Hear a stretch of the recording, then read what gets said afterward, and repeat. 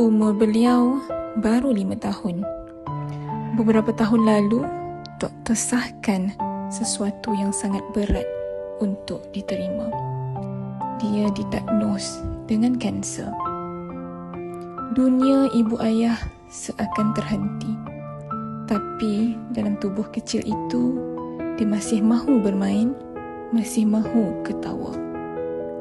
Dalam proses rawatan, doktor nasihatkan untuk periksa mata kerana setiap perawatan, ubat dan keadaan kesihatan boleh memberi kesan kepada penglihatan. Hari itu, dia duduk di kerusi pemeriksaan, tenang, diam, lebih matang dari usianya.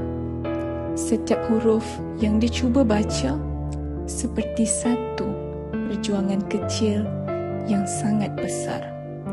Dalam perjalanan melawan kanser, penglihatan juga perlu dijaga.